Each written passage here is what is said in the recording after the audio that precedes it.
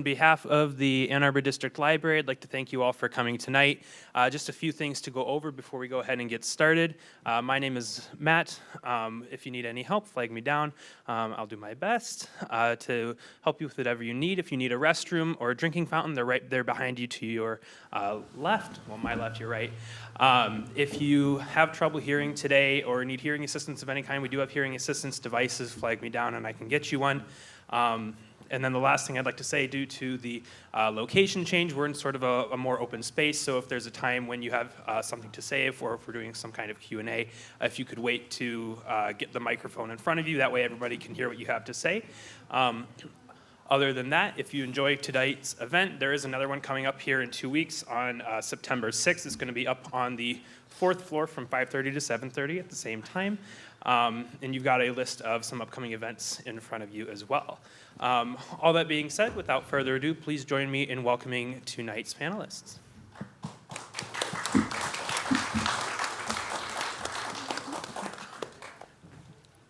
Thank you all for coming and joining us tonight.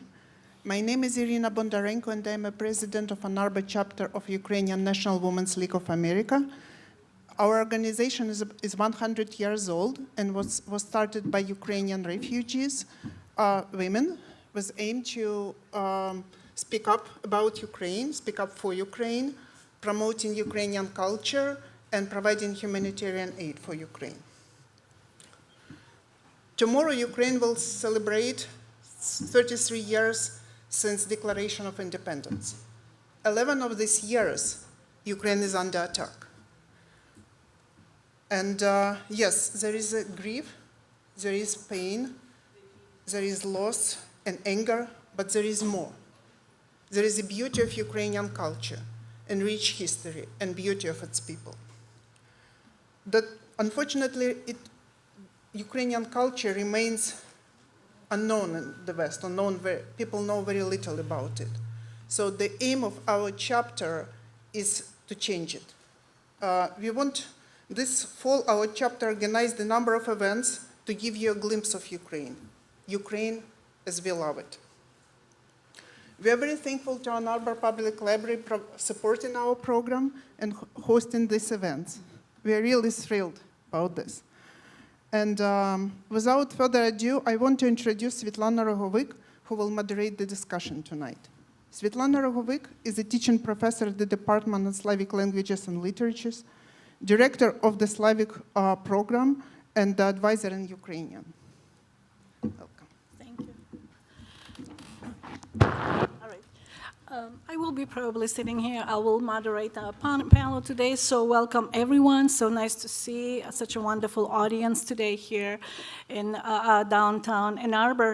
And today we will explore the significant impact of historical and I would say ongoing challenges on Ukrainian arts and culture, with a particular focus on the current war. We will examine, or our speakers today will examine how these challenges have shaped the trajectory of Ukrainian, specifically Ukrainian high culture, highlighting remarkable examples of resilience and revival. We also will discuss today how these events have influenced global perceptions of Ukrainian high culture specifically, and hear personal reflections from our panelists on how the current war has affected their work in artistic expressions. So we're going to start with giving the podium to Solomia Soroka. Solomia made her solo debut at age 10, and she was playing Mendelssohn Violin Concerto with Lviv Philharmonic Orchestra at that age. So currently, Solomia is a violin professor at Goshen College, Indiana. She is the artistic director of the Sherer Violin Piano Competition for young musicians and the artistic director of the multicultural series Musical Evenings at the Ukrainian Museum in Detroit. So welcome, Solomia.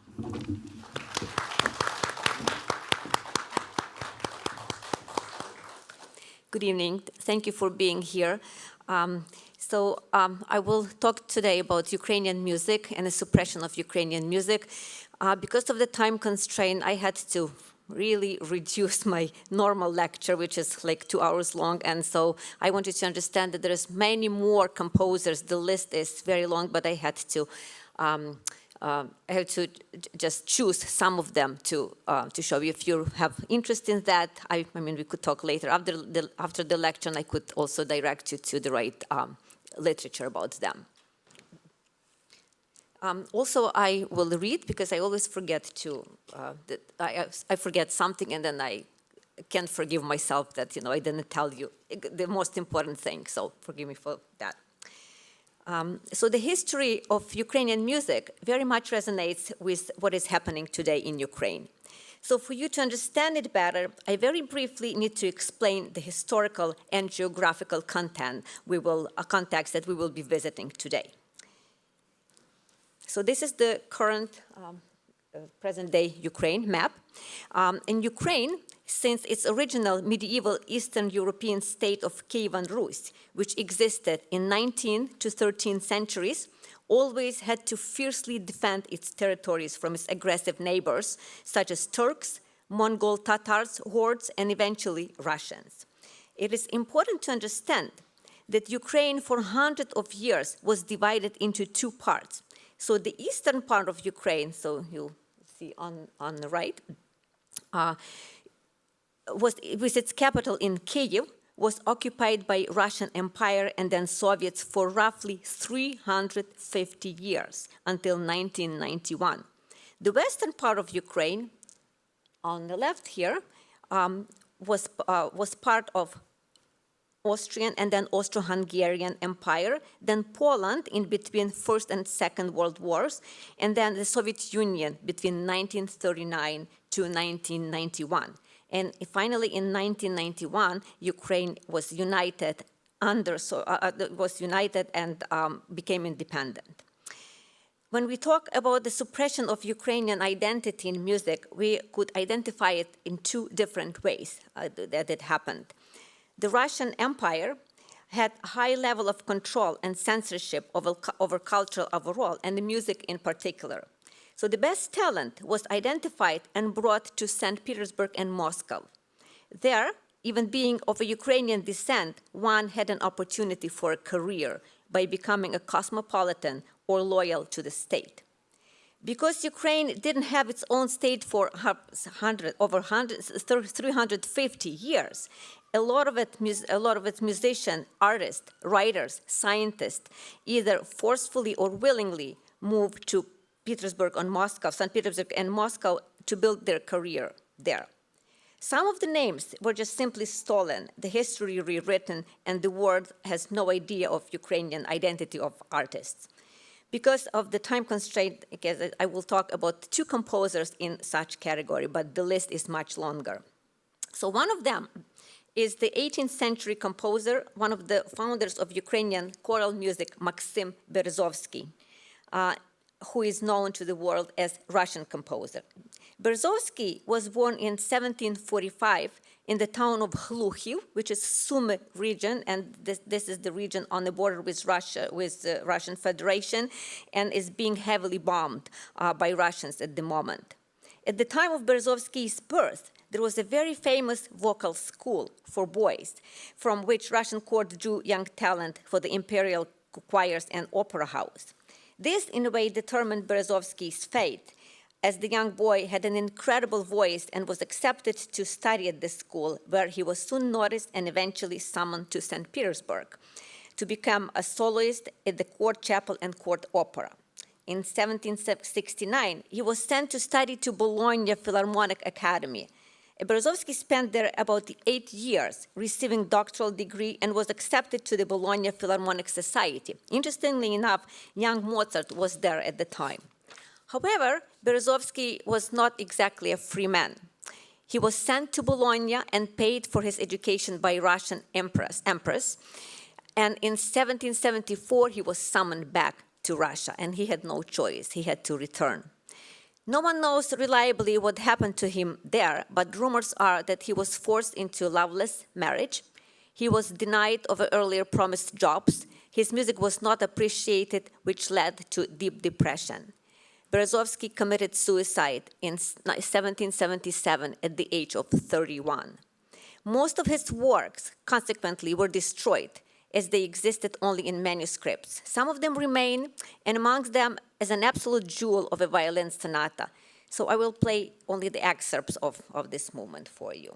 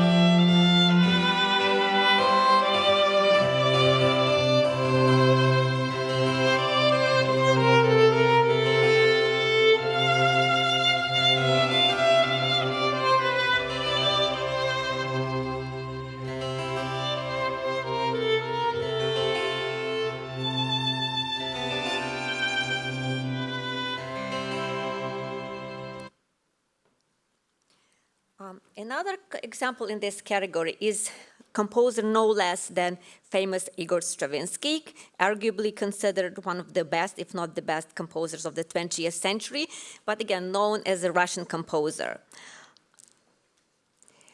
His father, Igor Stravinsky's father, Fedor Stravinsky's family came from Chernihiv region of Ukraine, just recently liberated from Russian occupation. He studied in Odessa University and eventually became a student of law in Kyiv, capital of Ukraine University. In Kyiv, he met his future wife, talented Ukrainian pianist Anna Holodovska, and they were married. And their oldest son, the older brother of Stravinsky, Igor Stravinsky, Roman, was born there in Kyiv. Eventually, Fedor Stravinsky went to study voice in St. Petersburg Conservatory and became a soloist in Mariinsky Theater there. And his son, Igor Stravinsky, the famous composer, was born there. But Igor, that's on the picture on the right, met his wife, Katerina Nosenko, who happened to be his first cousin in Usteluch, a small village in Volyn region of Ukraine, and that's the house he built later, where his wife's father was a prominent Ukrainian doctor, and so they had a summer estate in this Usteluch village. Stravinsky's wife also was born and grew up in Kyiv, and when Stravinsky was writing his famous piece, Lenose, according to his own words, he traveled to Kyiv to his father-in-law to collect fall material for this piece. After the marriage, the young couple, Igor and Katerina, built their own house in Usteluch, which is on the picture, where they spent a lot of happy time together with their children. There are two photographs of this period that are significant for my presentation. One is with rushniki, and rushniki is the embroidered towels, very typical for Ukraine. And so Stravinsky is sitting there, and that's a rushniki is right behind him. And another one with the kobzar. And kobzar is a blind minstrel, Ukrainian blind minstrel, and Stravinsky is feverishly writing after him to catch the harmonies of kobzars. Kobzars is a different category of, we could speak a lot about kobzars.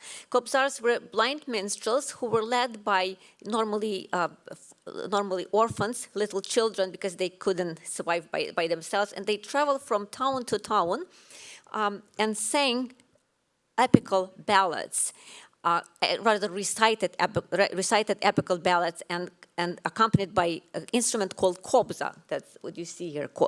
It's a Ukrainian instrument.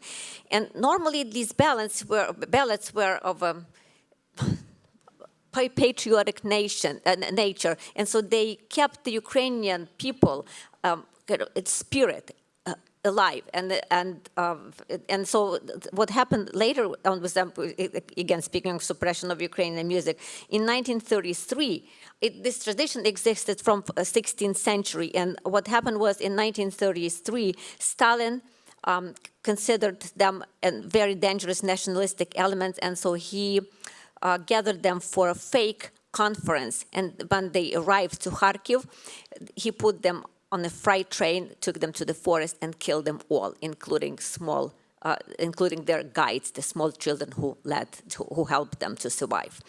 So Igor Stravinsky is writing after this kobzar, and in the photograph is also his mother and his first son. Interestingly enough, that the idea of Stravinsky's most famous ballet, The Rite of Spring, was conceived in Ust-Luch, right there, the region of Ukraine where pagan religion lingered longest after Ukraine conversion to Christianity in 1988.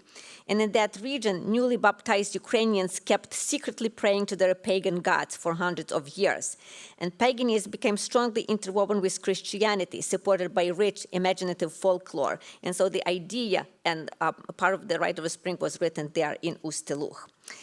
When Stravinsky, upon invitation of Soviet government, visited Soviet Union in 1962, he immigrated to France and then the United States, but in 1962 was invited by Soviet government to visit Soviet Union.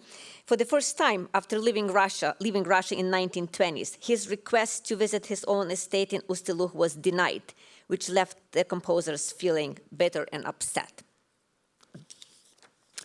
The second category of composers who, no matter what were the consequences, remained dedicated to Ukrainian national cause. But in this case, their work were always proclaimed inferior and were often banned, prohibited, and in the best case scenario, ignored by Russian state. If one refused to cooperate with state and with state propaganda, one's life would have become a nightmare. It varied between prison, psychiatric asylum, exile, assassination, public burning of one's lifetime compositions, loss of one's job. One such composer was Mykola Leontovich. Curiously, his one composition you all know too well, so I'm going to play it and you will recognize it.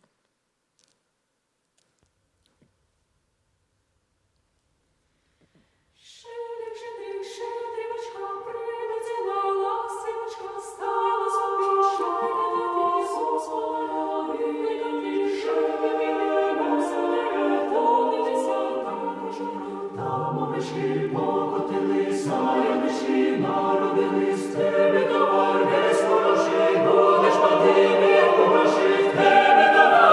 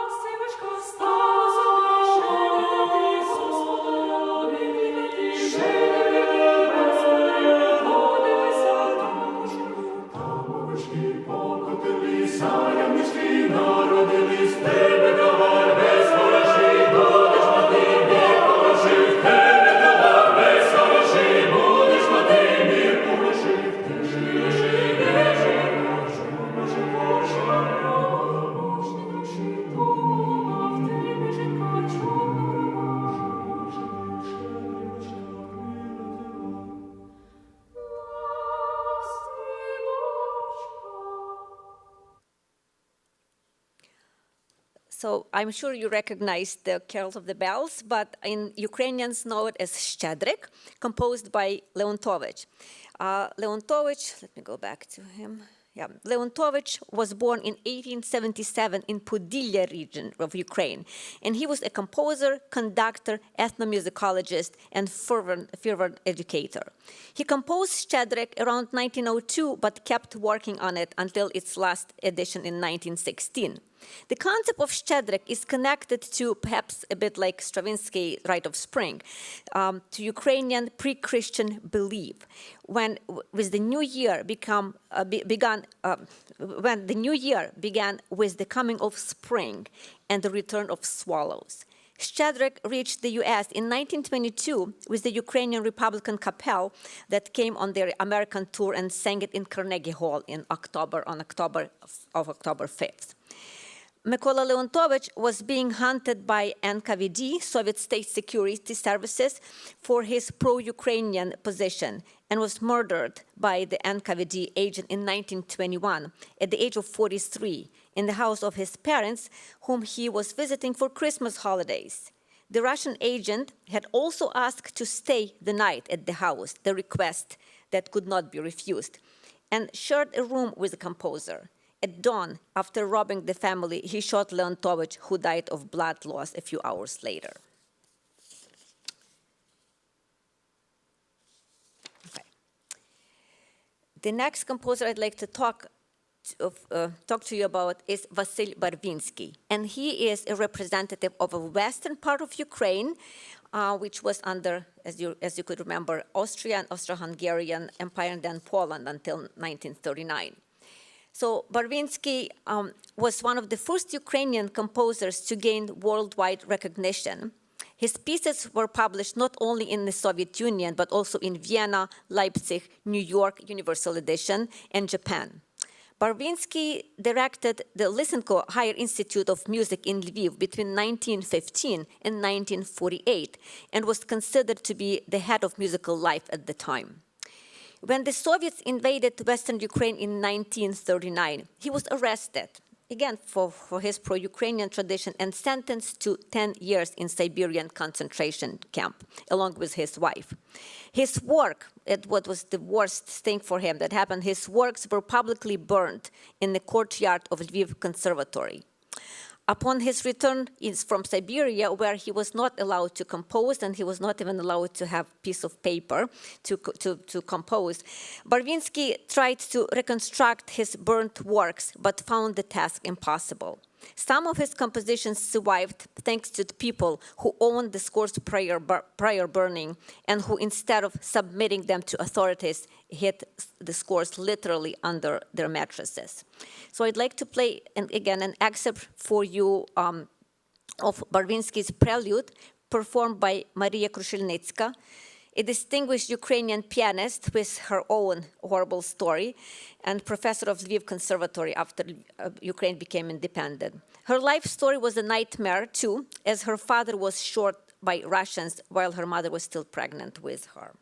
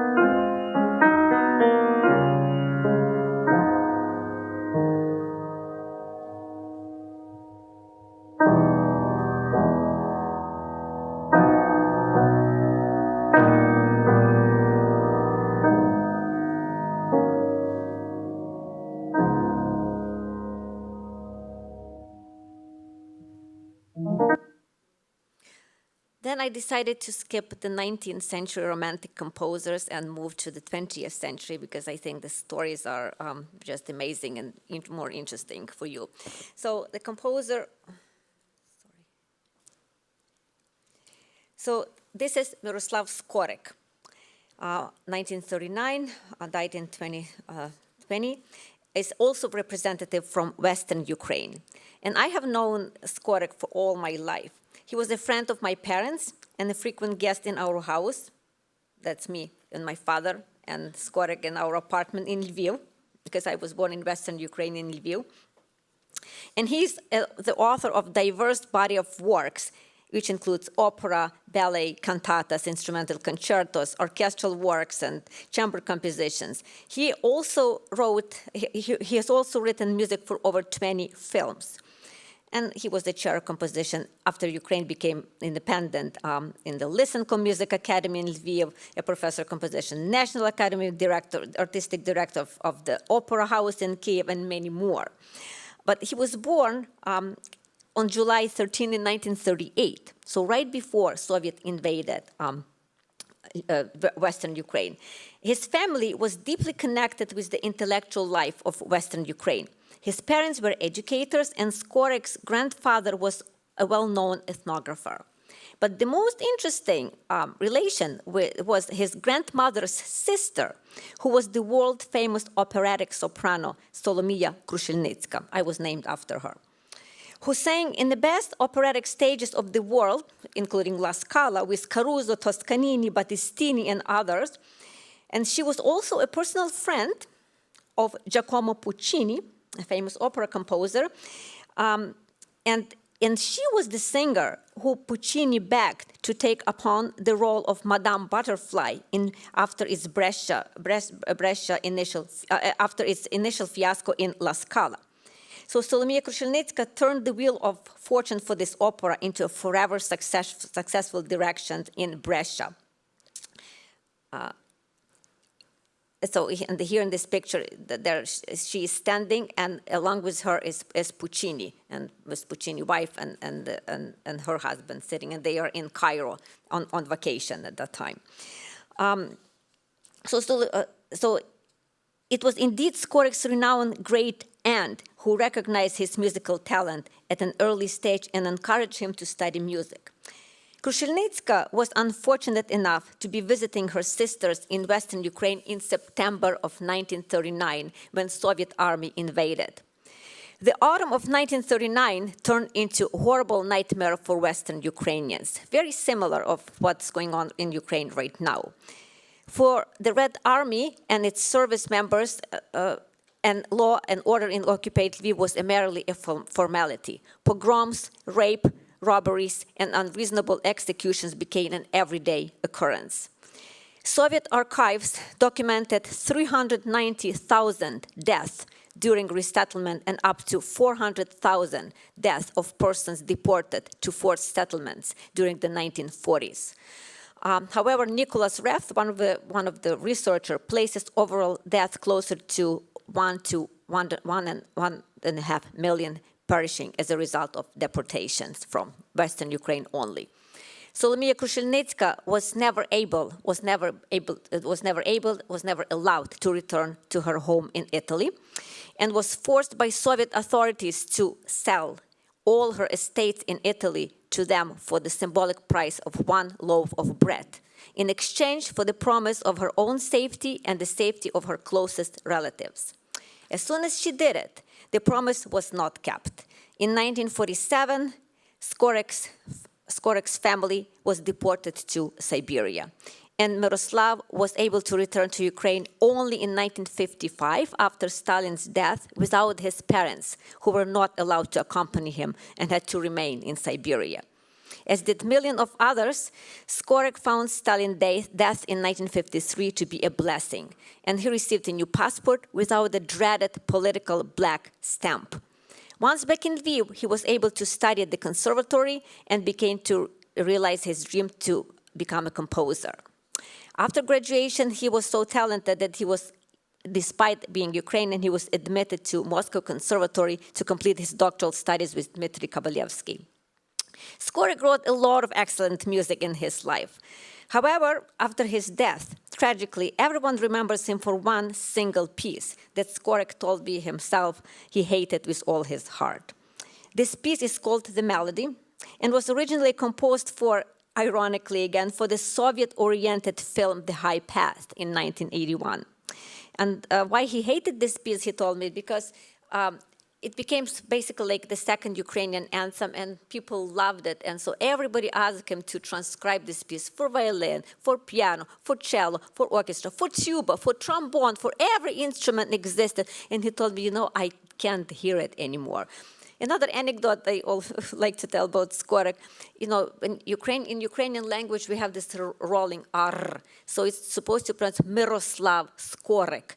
But Skorik had a speech deficiency, and he couldn't pronounce R. So he would call himself Miroslav Skowyk. And when his daughter, my good friend, was born, they wanted to name her Mariana, but because of Skorik's speech deficiency, they named her Milana. So that was.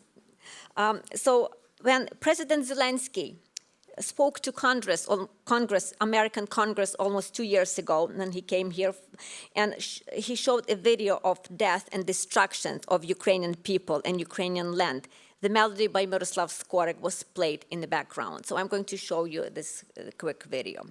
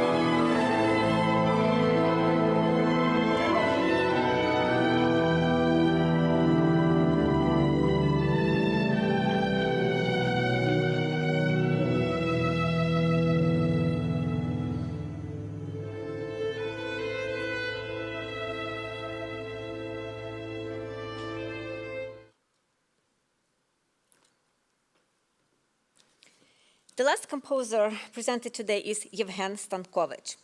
Yevhen Stankovich is still alive, born in 1942, and he is considered the most important contemporary composer in present-day Ukraine, and in my opinion, the greatest Ukrainian composer of today. Stankovich belonged to the generation of Ukrainian modernist avant-garde composers of the 70s, which was mercilessly destroyed by Soviet regime under Brezhnev leadership. He was one of the few that survived, despite the fact that several of his compositions were banned in the 1970s. For example, his opera When the Fern Blossoms was considered too nationalistic. As a result, the premiere of the opera was terminated and the opera banned. Currently, he is the head of the composition department at the National Music Academy of Ukraine in Kyiv. Right now, he is in Kiev, surviving daily bombing and air raids, and in between them, he continued to compose his timeless music. I have a personal connection to Stankovic's family. After my husband and I recorded his violin and piano music for Toccata Classics in London, I was asked to become a godmother to his youngest grandson. The grandson, his mother, and his 3 sisters lived in Bucha, the town where the horrible atrocities were discovered after Russian occupation of the town. By the stroke of luck, their house was destroyed by a bomb very early during the war, and the family was forced to leave before Russia took Bucha. That bomb saved their lives. They are now refugees in Budapest, Hungary, trying to build their lives from scratch. And I came from Ukraine yesterday, and on my way back to the United States, I visited them. And so I saw my godson there. Before I play a final excerpt of my presentation of Stankovich piece for you, I'd like to show you a slide with the headline of an article at The Guardian. And it's so what was happening in 17th century, in 19th century, 20th century, is happening today during the war. So the Russian troops killed Ukrainian conductor who refused to participate in the concert celebrating occupation by Russians in Kherson. And so he was killed in his own apartment. So Leontovich was killed in early 20th century. He was killed in early 21st century. So nothing basically changed. And if Ukraine loses this war, the history would start repeating itself, which it does in unoccupied territories of Ukraine.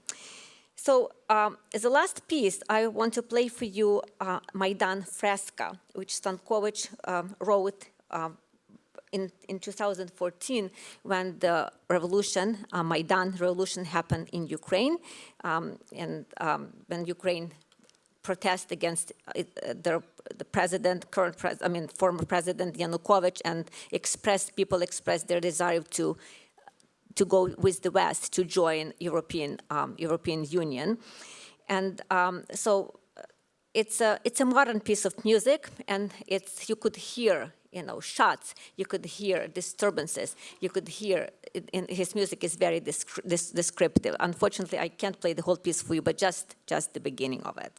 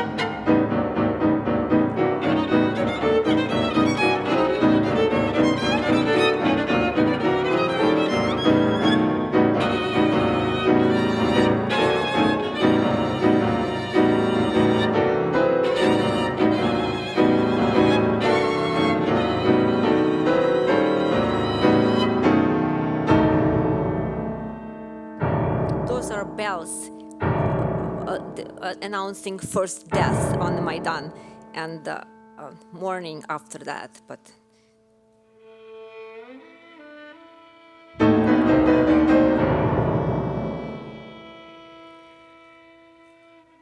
the first shock, and of course we didn't know that the war will happen and there will be so many more deaths.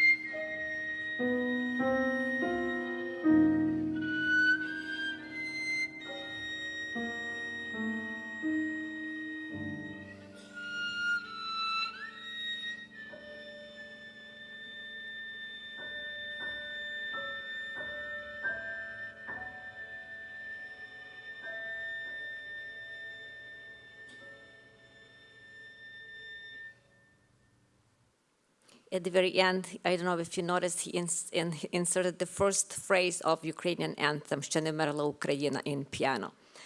I hope that you enjoy listening to this music. It's just a very small fraction, of course, but also perceive it not completely as a horror story, but rather the story of hope, courage, and love. Thank you.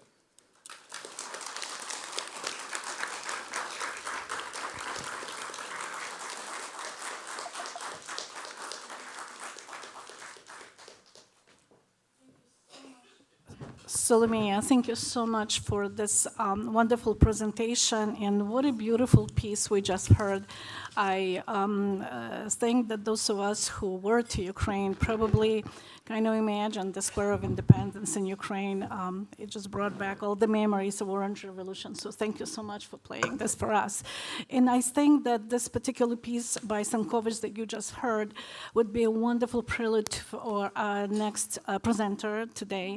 And I would like to invite Oksana Chabanyuk. Oksana Chabanyuk is a is an associate professor of architecture at National University at Urban Economy of Kharkiv in Ukraine. Currently, she's a Weiser Center for Europe and Eurasia Fellow and a lecturer at the Goshen College of Architecture and Urban Planning, University of Michigan. So Oksana is going to focus today on historical suppression of Ukrainian architecture under Soviet rule and the current efforts to revive war-torn cities. Definitely the lasting influences of European architecture traditions and her own vision on how Ukrainian architecture contributing to the formation of new Ukrainian identity in the face of ongoing challenges. Oksana, proszę, please.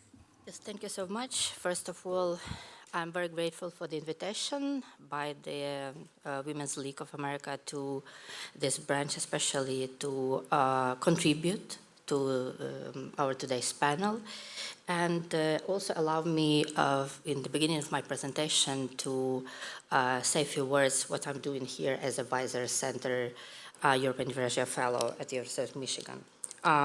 So my research is connected with the transfer of technologies in the 30s, during early industrialization time, from the US to the Soviet Union, with the role of engineers and architects, especially with the focus of Albert Kahn firm and engineers, which actually were involved in the construction of one of the famous architectural plans and were present during and in charge during the construction. I started this research in 2019 when I was a Fulbright scholar, and I published the book chapter last fall that was covering this research in Eastern Ukraine and actually this contribution of the American architects and engineers.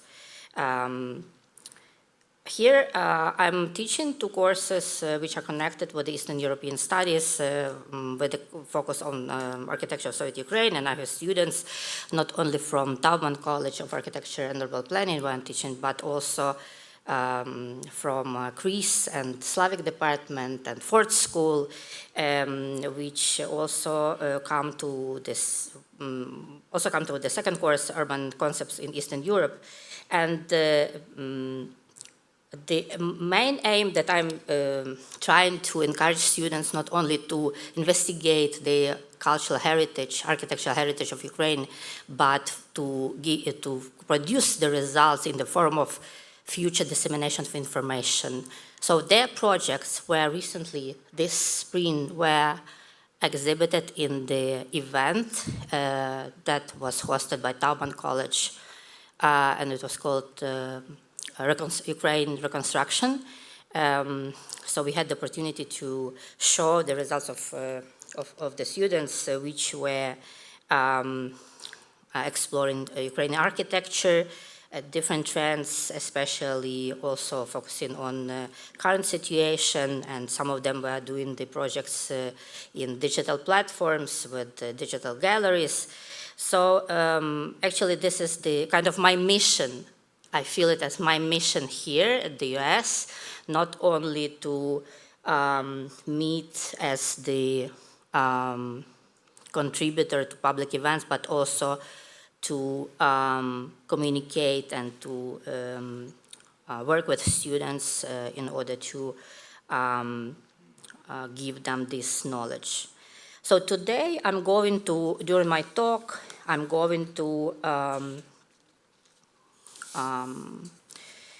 discuss, actually, as Svitlana mentioned, the place of architectural heritage, and I will, in particular, I will be talking about religious buildings which were also damaged a lot during the Russian invasion on Ukraine.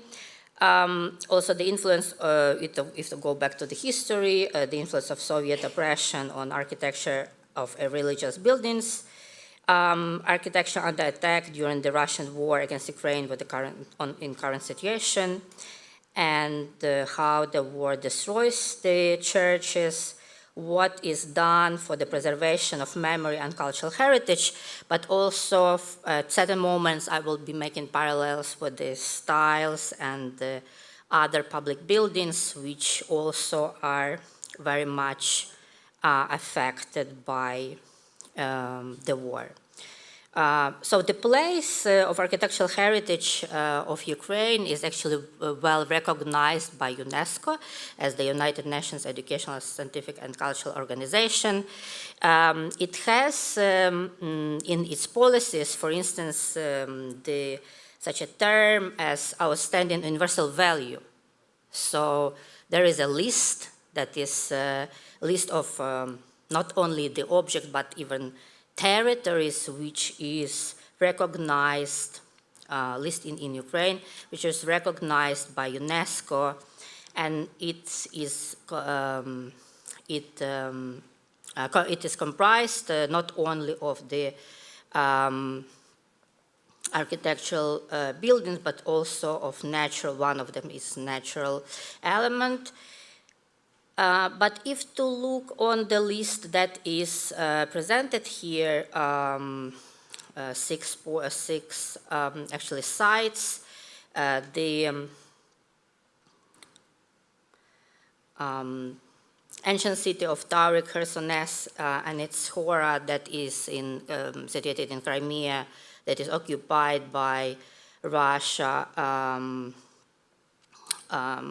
Kiev St. Sophia's Cathedral and related monastic buildings, Kiev-Pечерська Lavra, Lviv as the ensemble of the historical center, so it's a territory. I will also go in some details how rich is this territory, and that's why it's actually recognized not just the buildings separately, but the whole downtown, but its architectural monuments.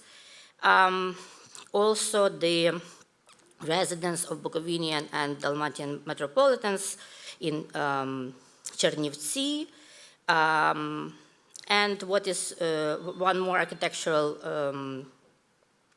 topic in this list, architectural topic in this list is the wooden cerkvas or the wooden churches of the Carpathian regions in Poland and Ukraine. So it's not only one church, but the whole kind of strip in the Carpathian region that goes from Poland to Ukraine and has this traditional national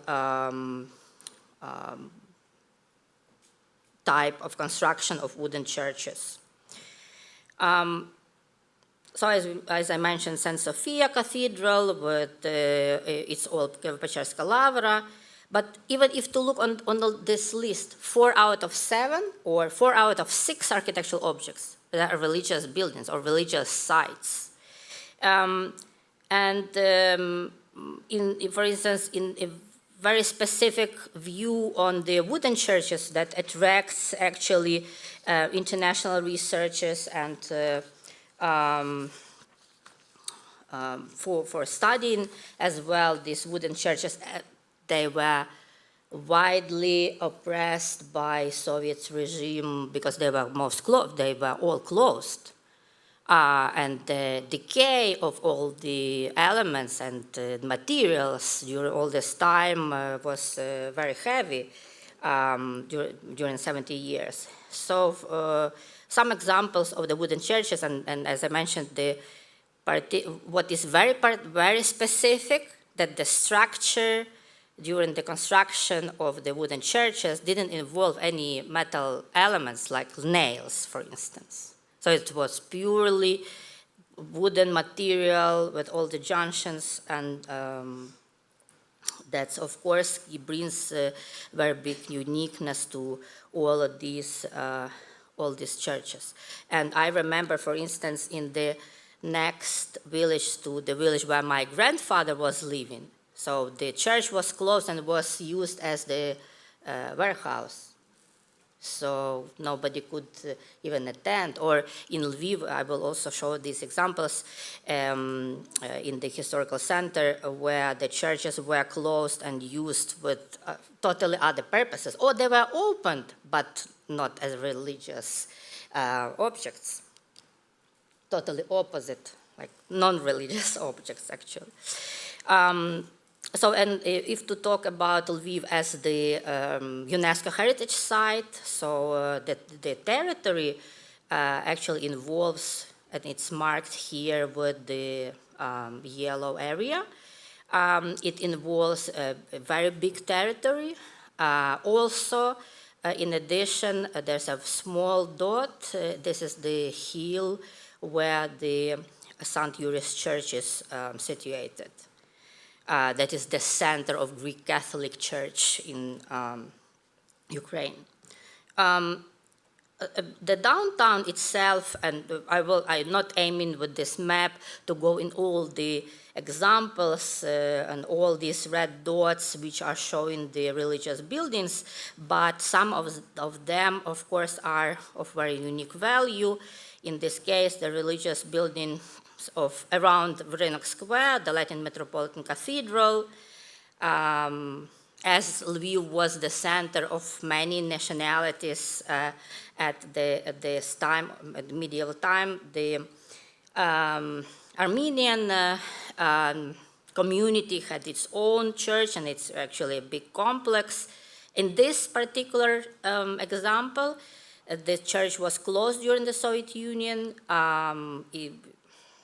We didn't have any access to its marvelous interiors, which opened up only after, not 1991, much more later. But for me, as an architect, they reminded kind of intersection or maybe absorbing of the colors into culture, into embroidery.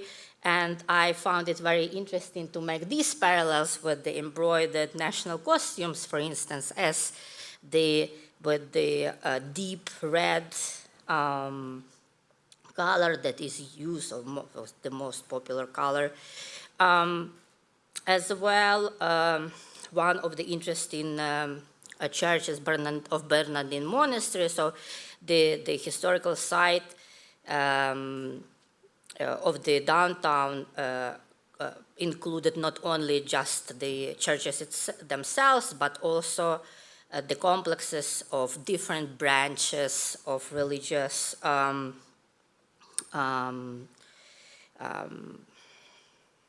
parts or orders, and in this case, the Monastery of Bernardines. Dominican Cathedral, that's also a very unpredictable example how during the Soviet Union this church was used. It's also it has also the territory around it with the monastery buildings.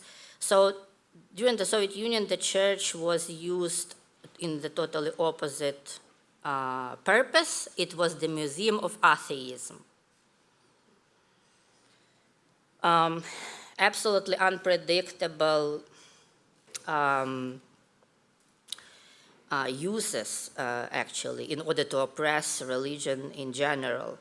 And also in the case of Jesuit church, during the Soviet Union, it was completely closed. Well, it actually has a very unique situation, how it is located around in the territory around the Rynok Square, and it's not the building that has the area around. It's blocked with the neighboring buildings. So during the Soviet Union, it also was closed. We couldn't access the interiors. It was not working.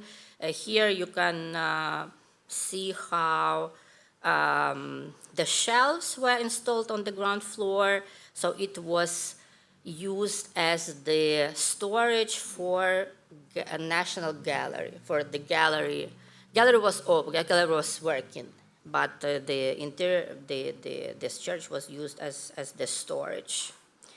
And also as I mentioned, the yellow dot that was not connected with the whole area of the historical center. That's the hill, well, on the hill is situated the St.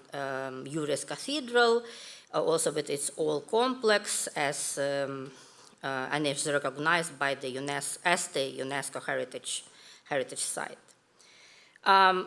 So as I mentioned, the religious function, the religious buildings were totally influenced by the Soviet Union. I will not go into all the stages of its development of historical evolution, but even just to look on the map, how small is Ukraine and how big was the Soviet Union, it was obvious to receive this huge oppression of the deep, rich Ukrainian cultural identity, multi-layered in all fields, not only architecture, but in literature, in music, that Solomia was discussing. And of course, the propaganda. I hope that Katerina will talk about that, but propaganda, I was interested at a certain moment in propaganda in posters, right? And in particular, those which were connected with construction.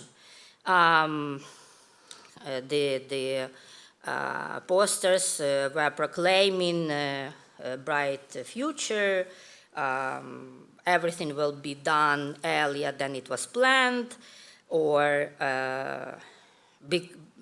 we will become builders of the bright future, and so on. So the propaganda, of course, also was, and it was, the system actually was built in order to not to allow an architect to be an artist. Even, so what I mean not to be an artist as the creativity was very much limited, especially after 1954, where big amount of industrialization of prefabricated construction was developed. The creativity was very much limited as architects were working in the state design institutions, and only some names were appearing. But starting from the 30s, there was a moment when the competitions were very popular in order to build or state institutions or public buildings, even, for instance, in one of the competitions that was held for the construction of the building of state industry in Kharkiv in the 30s, there were many international entries, and from the US as well. For instance, this one more very interesting competition that was held for the construction of the theater in Kharkiv. It was not constructed finally, but there were approximately 147 entries, and approximately two-thirds were international, even from Japan. There was one entry, one project from Japan. In this case, it's interesting that in the 30s, especially when the Soviet system was kind of identifying the style for architects in order to show the powerful the powerful administration of the country. The so-called Stalinist architecture was very much used for this, and this is one of the entries to the competition of the governmental center in Kiev above Dnieper. And if to look attentively, well, not all of even of this project that was finally the winner of the competition, but not all of these elements of this project were constructed, and we will see now that it became a very big achievement that it was not fully constructed. For instance, this is the building of Ministry of Foreign Affairs. That's the current building. And if to look how this project, if in case it would have been realized, so the symmetrical building, it could occupy this neighboring territory, and this is the current screenshot from the Google Maps. So this is the building, and here is the Mikhailivsky church. Why is this site was chosen like this? I was questioning, but it's obvious, right? So kind of if to go into all the details and if to even put the plan of this project to the site, you can see. And here as well, in this view, you can observe how it could impact the Mikhailivsky Golden Domes Cathedral. As well, if to talk about the shortly about the influence of Soviet system on architecture, 1954, that's the reconstruction of Khreshchatyk and all the buildings which were constructed. Some of them could easily remind us the style of Stalin's architecture that was copied or used not only in Moscow but in Warsaw. We can recognize a similar building. But if to go into details, even that the system was not allowing to preserve Ukrainian identity, here the architects still could, among the stars and the symbols of Soviet regime, could still use the ornaments which Ukrainian ornaments, which of course it's not so often, well, it's very rare that it could become possible. If we go more to the east, the territory of Slobozhanщina, Kharkiv, the territory of the city also was very much reconstructed during the Soviet Union. Unfortunately, the first bombings, which happened on the 1st of March 2022, ruined not only the buildings, but everything that was around. The windows were blown in, and actually this is one of this is the biggest square in Europe, the Square Svoboda. And the territory that is around the square, so on the map we can see this big square part of the square. Behind of this circle composition, we can observe a very specific residential area, and I decided to intentionally to make a point on this area, as here it is situated one of the buildings that was named Building Slovo. It was also damaged in 2022 in spring, but all of us know Asa Humetsky. She was living in this building. Her father, her family was living in this building. And we know her story and her big contribution to work here and the spread of Ukrainian culture and knowledge. I'll go back to the slide and allow me to read the quote about this building.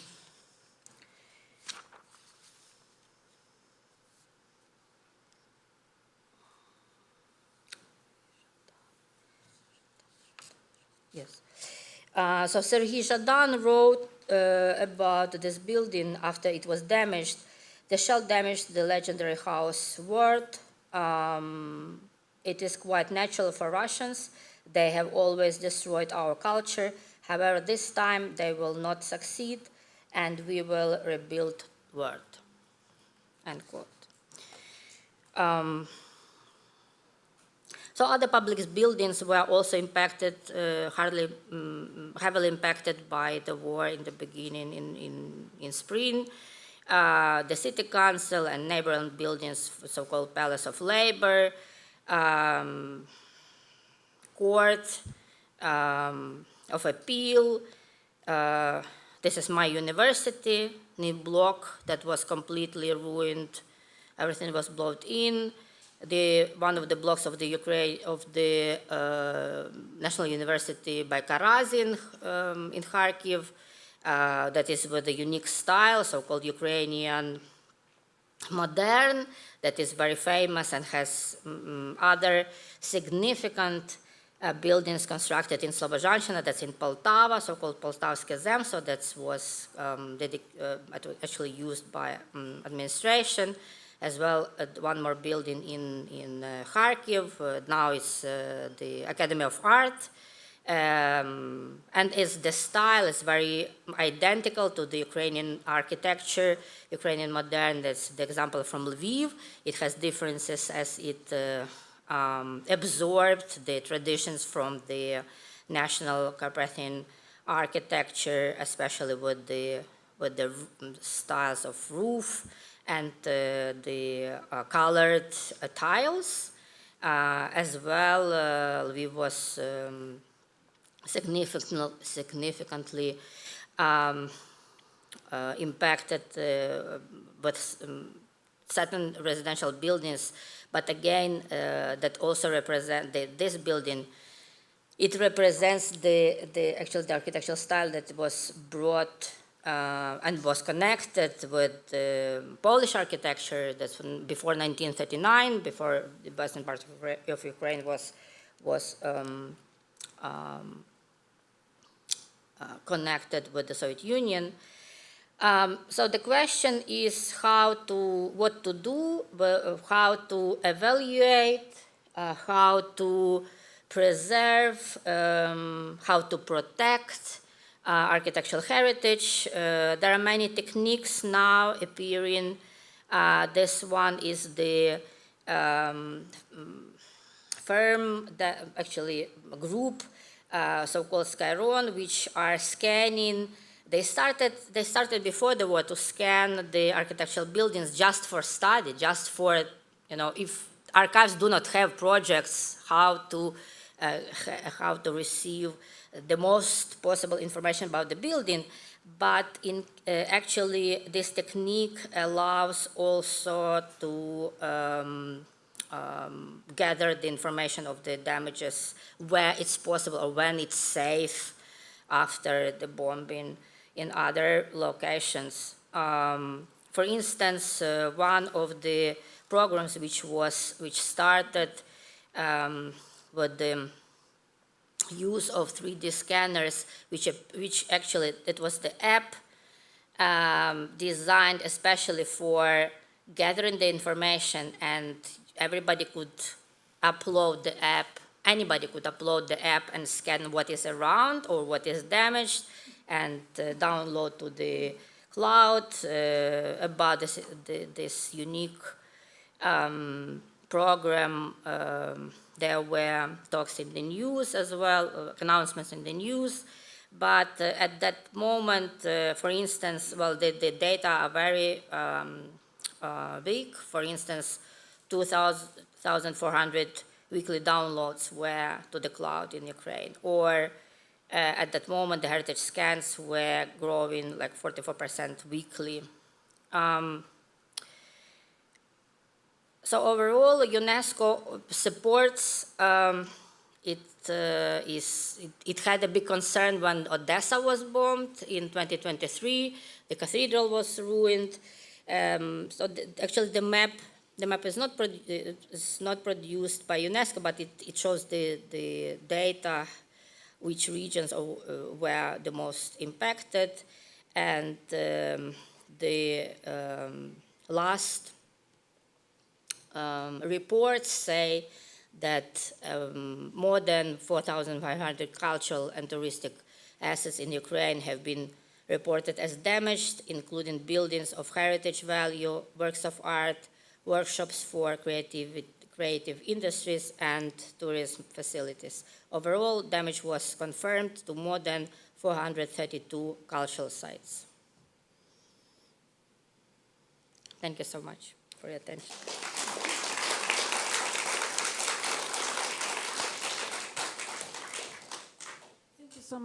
Thank you so much, Oksana. It was fascinating, especially when you mentioned the Slovo House. I'm not sure if you're aware, but I believe in 2017, there was a wonderful documentary produced in Ukraine, which has actually won many awards, which was called Slovo House, specifically for this particular building. And it's definitely about Asa Khomensky. We probably all know about her family and her father, Sergei Pilipenko, who lived there as well. But also, just a little remark here, so many Ukrainian language poets and artists and writers who compiled this group of so-called Rozsтріляне відродження, or Ukrainian Renaissance writers, lived in that particular building, and almost 100% of them died during the Stalin's repressions. Yeah. So we are going to continue, and yes, Ira.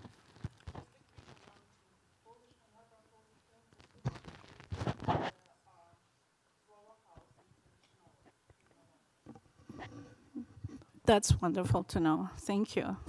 Thank you so much. So we will continue now from music to architecture. Now we're going to talk about journalism.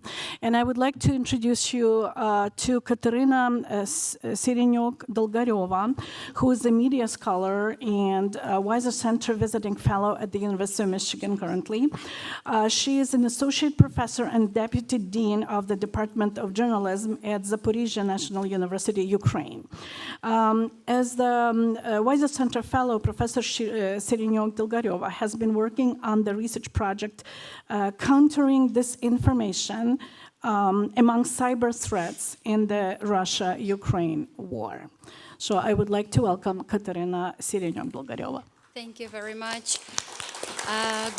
Thank you. Good evening, dear friends. And first of all, I want to thank organizers who organized this fabulous event today, Branch 50 of the Ukrainian National Women Leagues of America, and our host, Ann Arbor District Library. Thank you for inviting us. Thank you for inviting me to talk about Ukrainian media and journalism in the midst of this brutal war, Russian war against Ukraine, Russian aggression against Ukraine, and again, fight of Ukraine for its independence. Tomorrow we will be celebrating 33rd anniversary of Ukrainian independence, and it actually not 30th.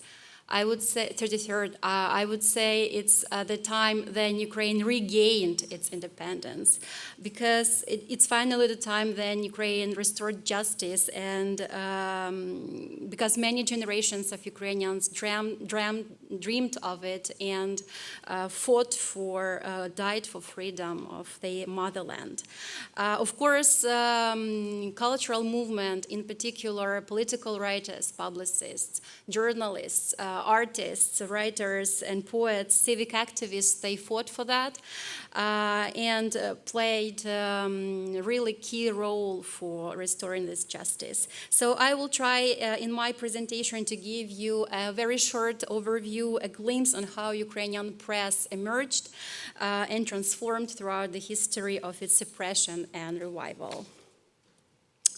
So, as you may imagine, there was no easy path for Ukrainian intellectuals to develop a national media system, and for the last several centuries, as my colleagues already talked about this, Ukrainian lands were colonized and torn apart between their neighbors. Western Ukraine was divided between Poland, Austro-Hungary, and of course, eastern and southern Ukraine was occupied by Russian Empire.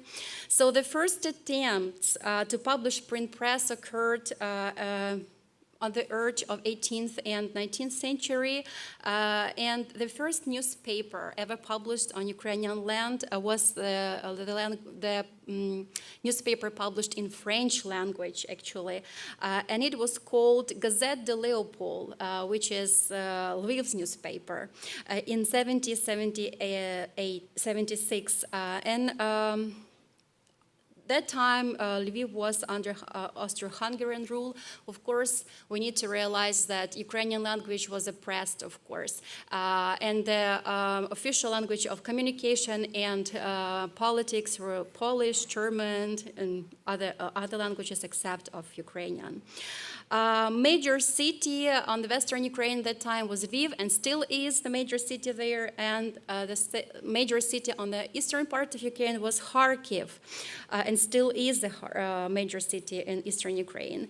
So in 1812, Kharkivsky Еженедельник, Kharkiv Weekly, was first published in Russian language in Kharkiv. That was under Russian Empire rule back that time.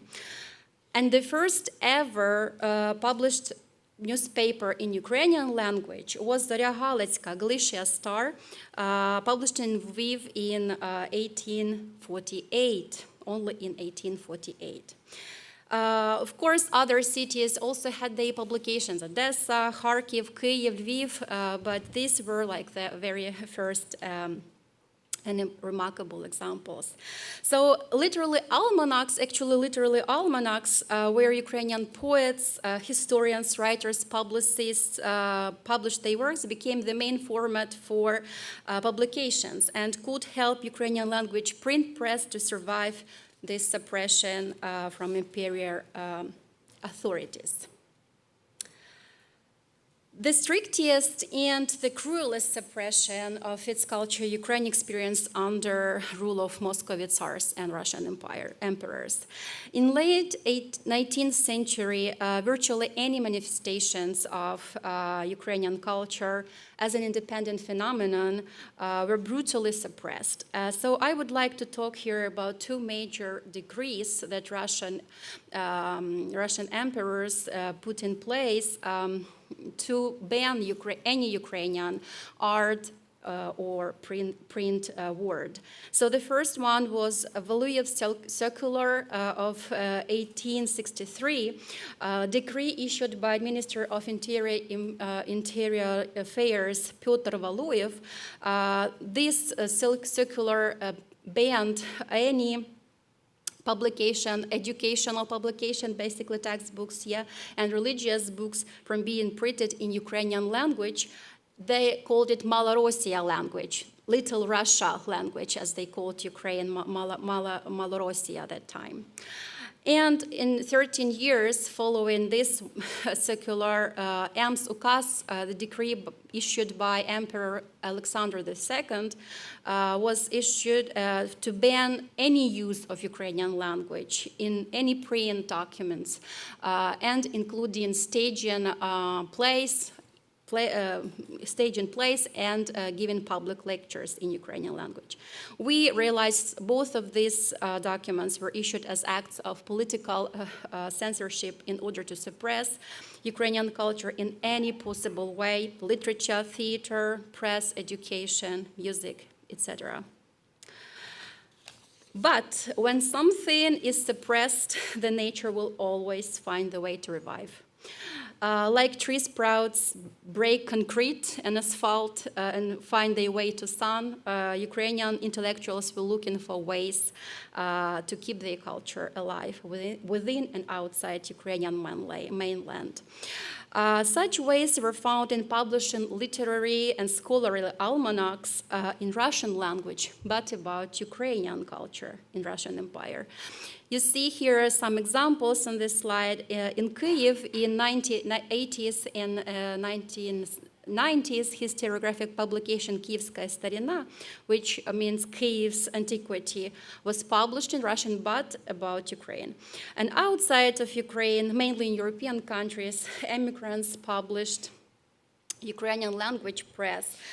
For example, one of the well-known publication was Rusalka Dnistrovaya, which means Dniester River Mermaid, published in Budapest in Hungary, 1837. So Ukrainian scholars, historians, poets, writers, politicians presented their work in these publications.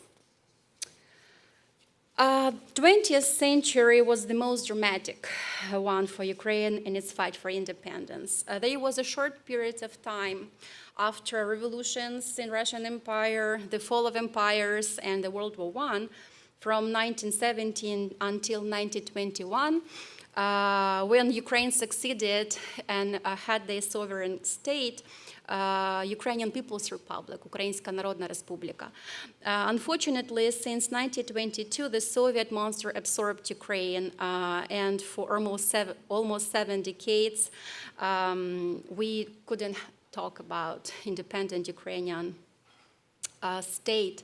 And we already mentioned that terrible time of 1920s and 1930s that in Ukraine we call розстріляне відродження, executed renaissance, when poets, artists, journalists were just merely killed for their pro-Ukrainian views, pro-Ukrainian art, among them Микола Хвильовий, Микола Куліш, Лесь Курбас, and many, many more.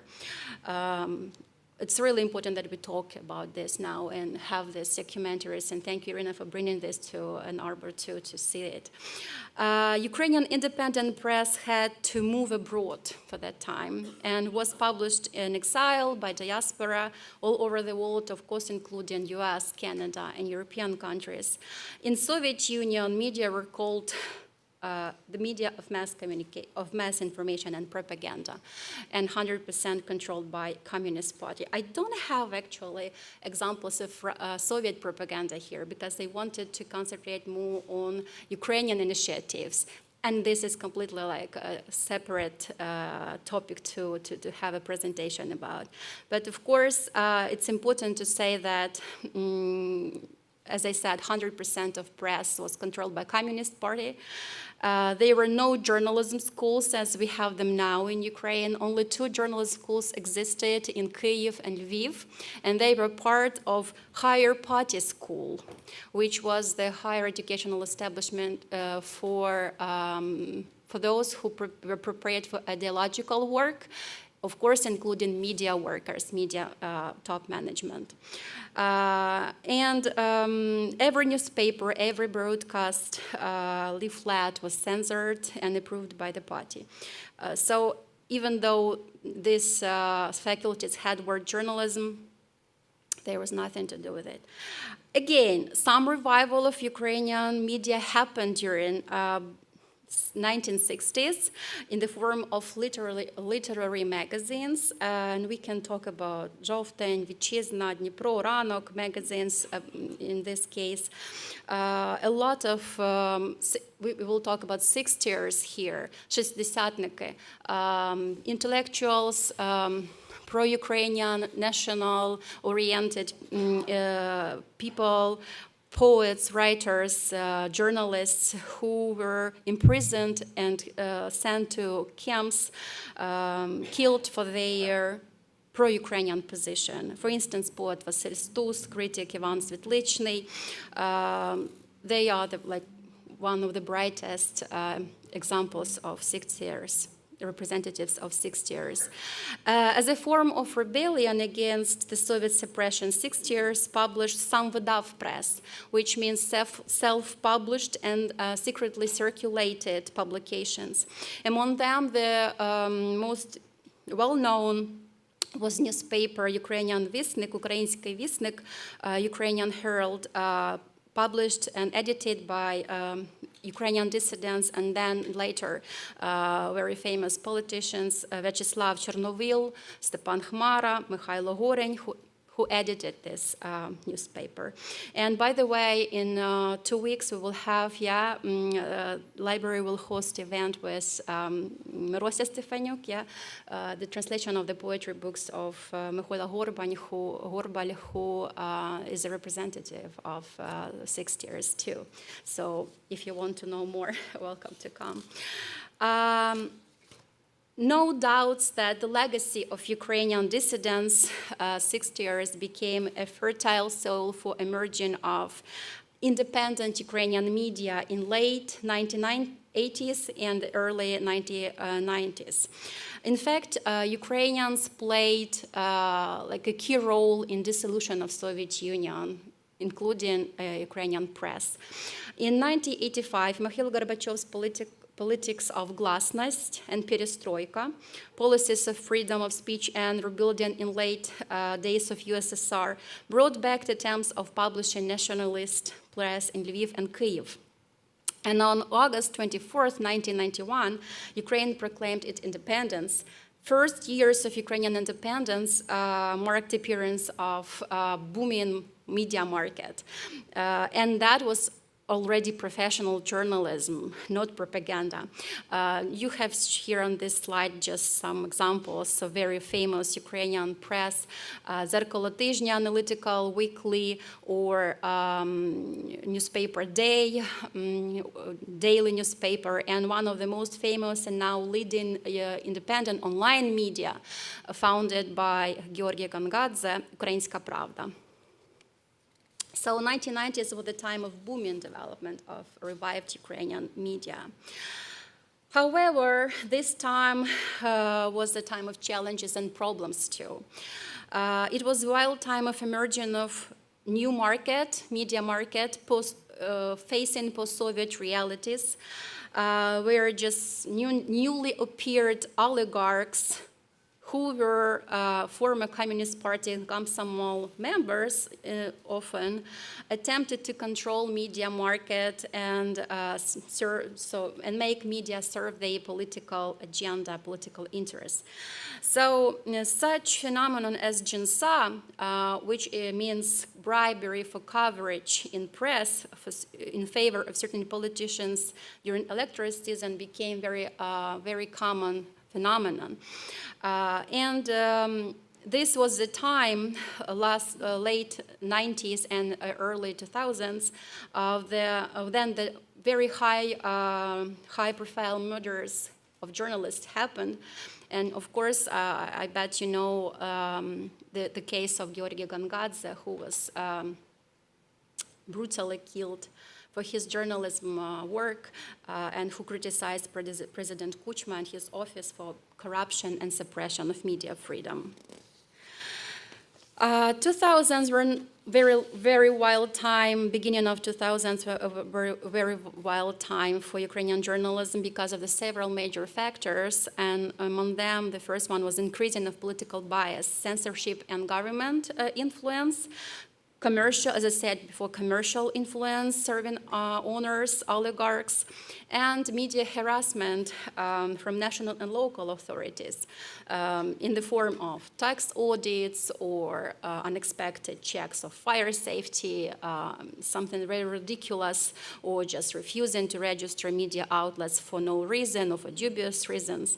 And this led to very bad consequences for journalism market, media market, because journalists started to self-censor themselves, amid journalist standards, questioned to balance of their reporting, and in order to survive, they had to place hidden advertising or take jinsa, I mentioned already, bribery for coverage, and of course, every election season, every election cycle was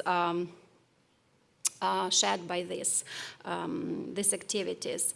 And a lot of aggression against journalists occur in form of kidnapping, assassinations, or torture. This table will give you very short kind of overview of media system that formed after 2000s in Ukraine. As I said, it's oligarchy media system, as we call, because major TV channels, radio broadcasting channels, and newspapers were divided between several people who rich people who made their fortune after the privatization, during the privatization of Communist Party estates and funds.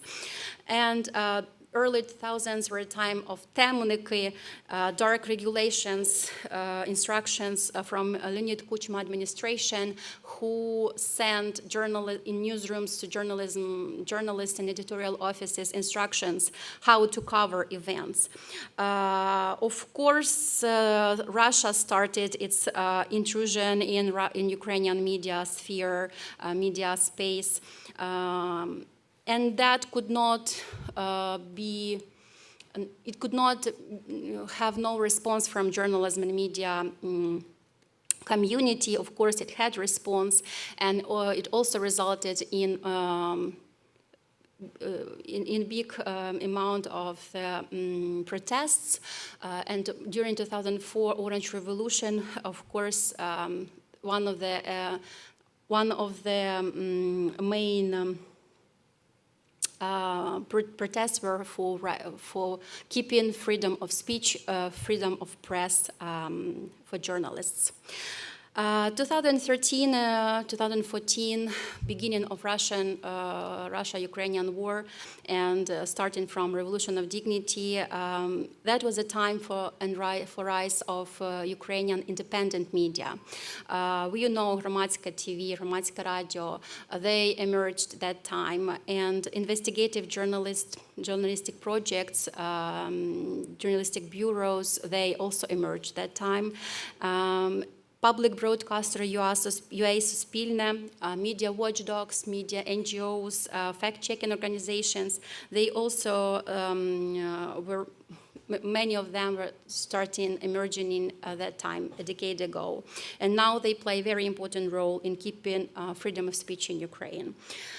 Of course, full-scale invasion had its influence on media sphere in Ukraine, and you all may know that in Ukraine right now, 8 major television channels, they form United News Teletone, and they still broadcast in that format.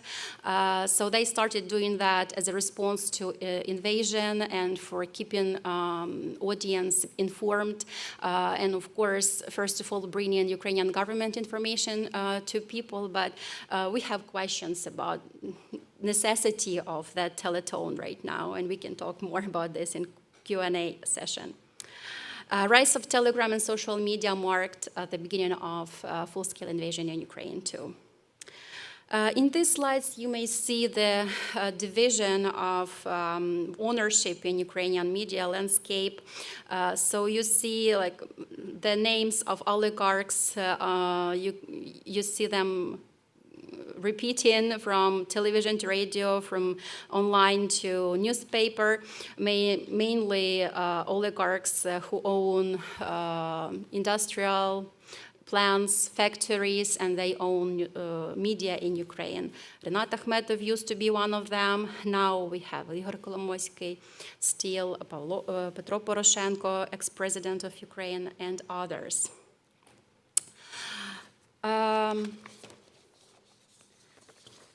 Full-scale Russian invasion also caused the new spin of suppression of Ukrainian culture, and especially on the temporarily occupied territories.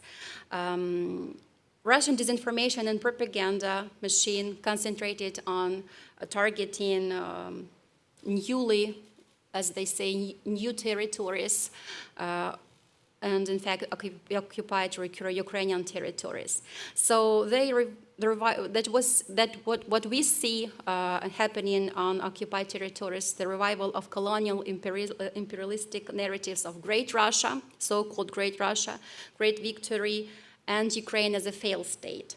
Russian propaganda spread these narratives all over the media and worldwide, especially to the countries of Global South.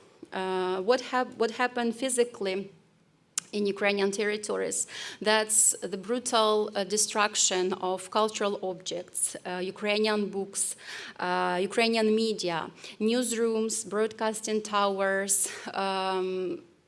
The broadcasting towers were taken over in the first hours of occupation. Media equipment, media newsrooms, so they also were occupied very quickly. And all the networks were switched immediately to Russian networks. So no Ukrainian signals are on occupied territories. And what they do right now, they recruit local citizens to be the propagandists. They call them correspondents, war correspondents, or just correspondents, to serve the new media. Here on this slide, you see the example of the narrative as Ukraine as a failed state that, according to Putin, never existed and was created by Lenin. Russian media present Putin's ideas as unconditional reality, supported by manipulative and fake evidence. This example here you see from Gazeta.ru, published story about Putin and his talk to head of Constitutional Court of Russia, Zorkin, discussing 17th century maps where they could not find Ukraine. But maps clearly say that Ukraine, or land of Cossacks, sits next to Dnieper River, where, of course, obviously right now is a modern-day Ukraine. Here you also see the example of debunking this story from Deutsche Welle, and debunking stories like this were all over Western media, in reputable Western media. These colonial narratives of big and great Russia and great victory fruitfully exist on occupied territories of Ukraine in their propagandistic media messages, which is really dangerous because people there do not have alternative to have other information. And now we can talk about Crimea, parts of Donetsk, Luhansk, Kherson, and Zaporizhia Oblast. And they're really painful for me because I'm from Zaporizhia Oblast, which is 70% occupied by Russia right now. And here you see the destruction of cultural objects. Skovoroda Museum in Kharkiv Oblast, Taras Shevchenko Monument in Borodyanka, burning books in Melitopol, Zaporizhia Oblast, and not just simple books, it's textbooks of Ukrainian history, on Ukrainian history. So how do we fight Russian disinformation? What Ukrainian media can do? History repeating? Yes, however, this time is different. This war is different. Ukrainian journalists and media experts, with help of international organizations, international partners, are equipped with modern technologies to document Russian war crimes. In Ukraine, there are many professional watchdogs who form this kind of lists of white media. They call them white media. They check the media on keeping or being professional standards and published, very regularly published, the white lists of media so people can know and trust them. These media are checked on manipulations, faked and hidden advertising. So here you see one of the lists. Суспільне, Дзеркало тижня, Еспресо, Громадське, Українська Правда, are those and others are those media that we can trust but check too. Yeah. Okay, telling the truth about history. It's really important in fighting back misinformation, disinformation, and propaganda. And recently in Ukraine emerged a lot of very good quality history projects in Ukrainian and English languages about history and about the gaps and white pages of Ukrainian history created. These pages were created obviously during the Soviet regime, about Holodomor, Stalin's terror, massive deportations, about Chernobyl, and many, many others. Very good quality media. And what can we do in 2024 to fight it? I would like to stress that Ukrainian journalists and political writers, poets, writers, were always on the frontier of fight for Ukrainians' freedom and independence. And independent media are crucial for Ukrainian national and global security. Quality media must keep professional standards, and we an audience should check them for keeping that standards of balance, objective reporting, neutrality, and others. We need to document, and journalists help to document all the evidence of war crimes. And Svitlana is a part of the huge project which is led by University of Michigan, the Reckoning Project, who do amazing job on documenting and translating into English, which is really important to present this journalist work to the world. Keep media attention to Russian crimes in Ukraine and continue debunking Russian disinformation and propagandistic narratives in media worldwide. Thank you very much. Slava Ukraini!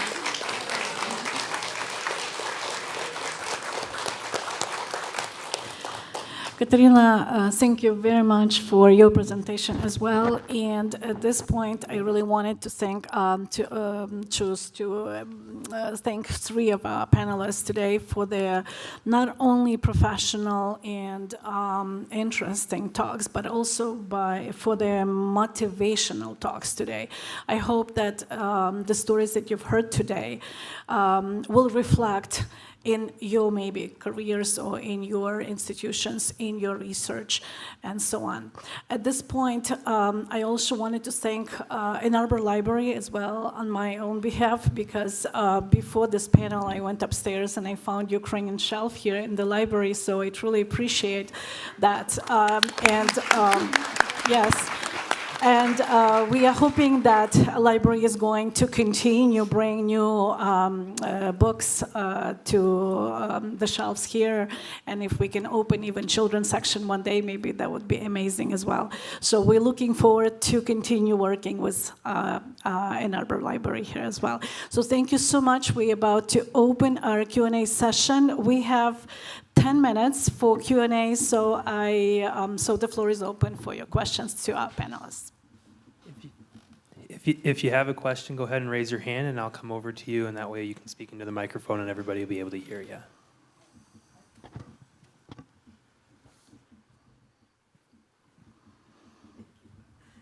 Hi, Mirosa Stefanuc. Not a question, I just had a comment to the last session on journalism about what we can do. And it's being done here at U of M and here in Ann Arbor, too. One of the things we didn't mention is the importance of translations, okay? Translations of Ukrainian literature, so it's available to the rest of the world. Very little is known about Ukrainian literature in the world, okay? And as a matter of fact, we have Grace Mahoney here, who is an editor of a very interesting series, Poetry in bilingual editions. I think we're up to about the 16th volume now of poetry in Ukrainian and English that's being published by Lost Trust Press, and Grace Mahoney of U of M is the editor of the series. There are wonderful translations of Ukrainian literature being available. It's coming out of Ukraine by really professional translators and here in the United States. And a very interesting aspect of this is how many American journals, literary journals, are interested in Ukrainian literature now. I know that whenever I send something out, a poem or whatever, it gets published every time, especially because of the war in Ukraine. Unfortunately, there's a positive aspect, if one can think of that, of the war, and that's that people know what's going on in Ukraine. It was a country, a nation no one knew anything about, and literature is making a big difference in the translation. So thank you. Thank you for all the sessions. They were wonderful.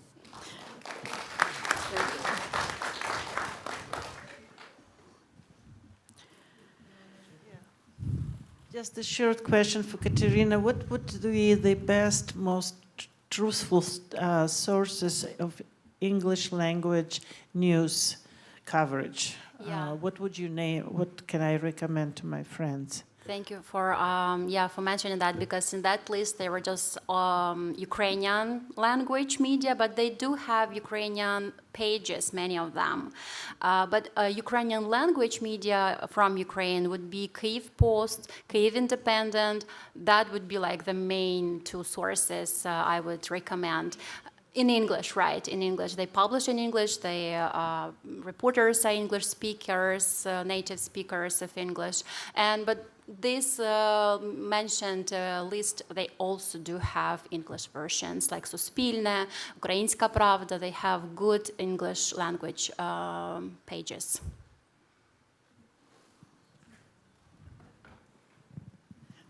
I'm sorry, I don't mean to usurp the microphone. Can any one of you, maybe starting with Svitlana, give their personal opinion on the role and place of Russian language in Ukrainian culture? I wanted to distinguish between carrying on a culture, but in both languages, because that seems like a point of contention in the society at this time, especially in the time of war.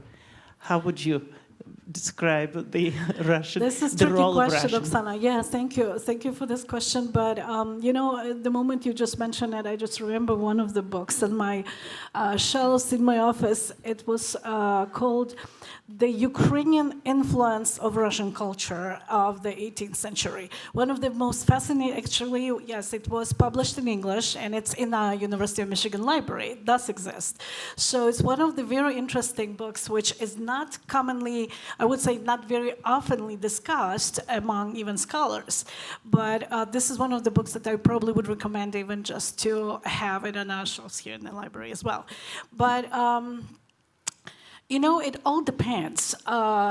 Coming back to the question of Ukrainian and Russian, we all sitting here, we all speak both languages, as we all know, right? And there is a huge difference between Ukrainian and Russian language, and we all definitely agree with that. It's just simply that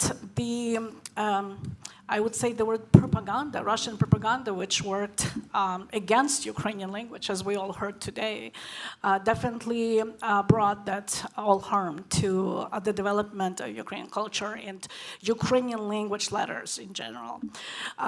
But honestly, this was probably a question for me specifically because I teach both Ukrainian and Russian language at the University of Michigan.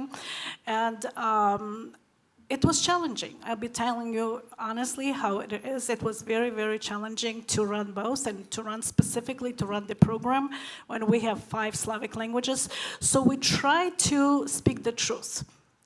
And this was probably one of my major philosophy after even starting from 2014. Speak the truth and don't be afraid to speak the truth the way it is, no matter what language you speak.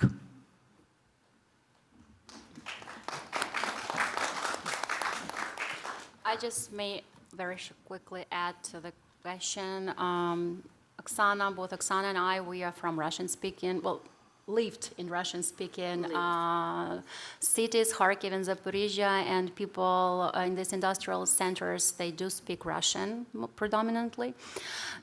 And now it's changing. I just came back from Zaporizhia 5 days ago, and there wasn't dramatic change, but it was a change. I saw people speaking more Ukrainian, and it's very slow, but it's getting there.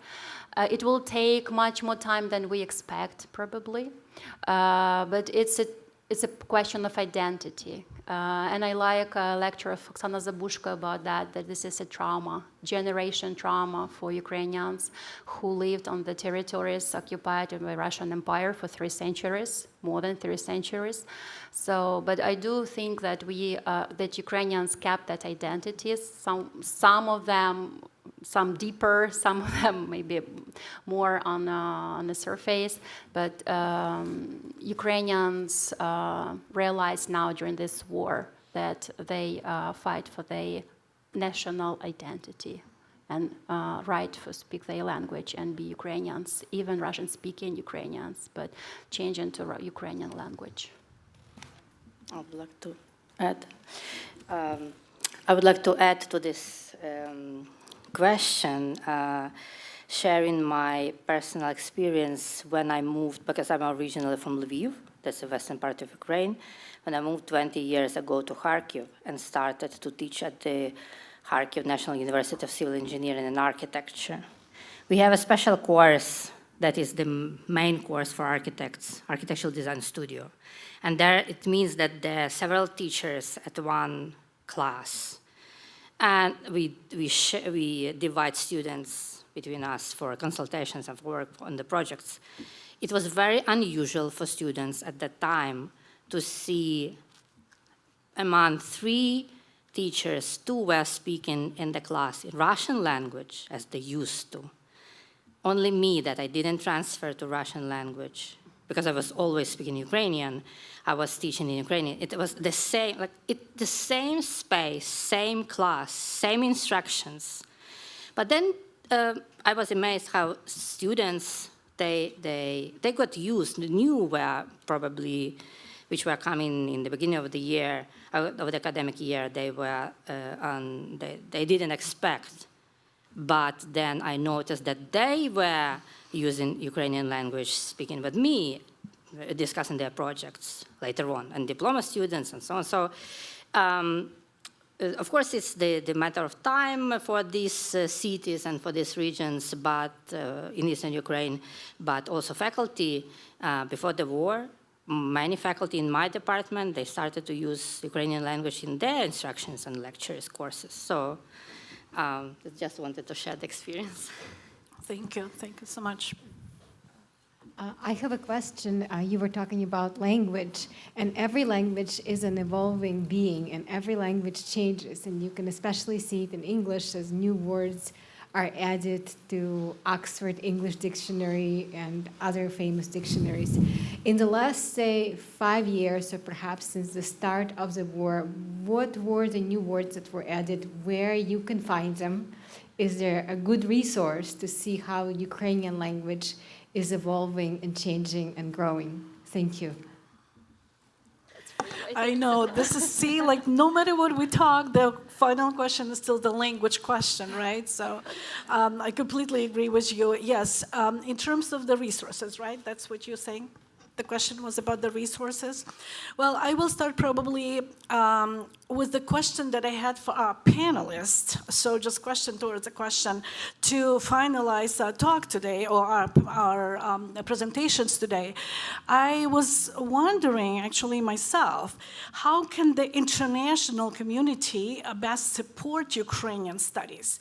How can the university communities like the global communities can support Ukrainian high culture? I believe so by answering this question, all of us can say that definitely by visibility, being visible, just like we are visible today, we are talking about the importance not only of Ukrainian culture, but of Ukrainian language, the importance of Ukrainian translations, like Mirosa just mentioned as well. And on this note, I just wanted simply to let you know that we are the only program at the University of Michigan in the United States of America that runs minor in Ukrainian for bachelors. And on this note also, I would like to add that just 1 month ago, our program was recognized in Washington, D.C. during the NATO summit.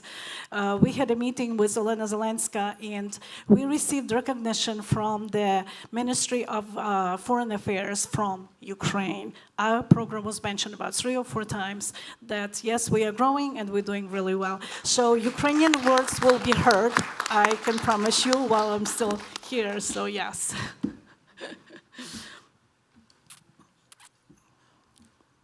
Do we have time for one more? Yes, we have, okay. well, yeah, we almost out, but if the question is there, so why don't we just try, Okay, yes. we had one in the back Yes. here. Thank you very much, Rasa Lotus. I'm Lithuanian. I just wanted to ask a very kind of important question about territory. I know that if we control the territories, then we can enter the European Union.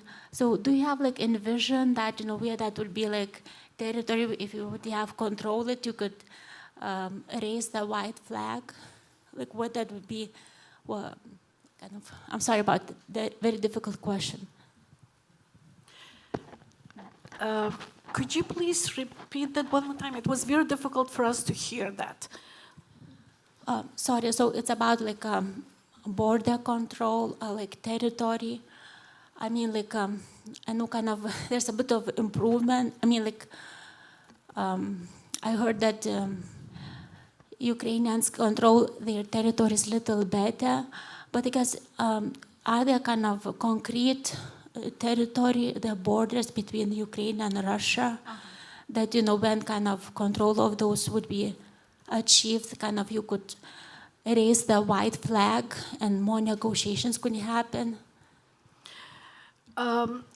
I agree. This is a difficult question, and while the war is going on, it's very difficult to talk about it. I don't think this is the question for us here, because we talked about culture and specifically high culture, and but maybe journalists will help us here. Of course, I'm not a military expert to speak about this. I just can, well, we just returned from Ukraine, yeah, Solomia and I, and we maybe just share our feelings, what we've seen in Ukraine. I don't think that Ukrainians are ready to give up and give their territories to anyone. Ukrainians are still fighting. Yes, it's really hard fight. It's really bloody, it's really damaging and hard for every Ukrainian, every single family in Ukraine. But negotiations supposed to be on the equal on a, yeah. Equal grounds. Yeah. So maybe. Yeah, well, the phenomenon of Ukrainians and Ukrainian land was that never in its history Ukrainians were invading other territories. So right now Ukrainians are fighting for their own territories, and there is and I again, we were in Ukraine, we spoke to people, and Ukrainians are not going to raise the white flag. What Ukraine wants is the return to the territories of 1991 when Ukraine became independent. And so it's not this right now a spirit or talk to give up the territories. There is too much death. There's too many deaths. Our best sons and daughters are dying, and so just to defend Ukrainian territories. So I think that if there's any negotiations, then those will be negotiations to return to the borders of 1991. Thank you, colleagues, and thank you all for coming here today. And once again, thank you, Women's League of America, and Irina, thank you for organizing the session, and Oksana Malanchuk as well. I wanted to thank you all for all of your efforts to putting all together, and of course, thank you, my wonderful colleagues, for this fascinating and motivating talks. I appreciate that. Thank you. Yes, thank you very much. Just one last reminder, in 2 weeks on September 6th will be that next event up in the 4th floor meeting room at 5:30. Join me in just one more round of applause for our presenters, and thank you very much for all coming tonight, and thank you on behalf of the library as well. Have a good night.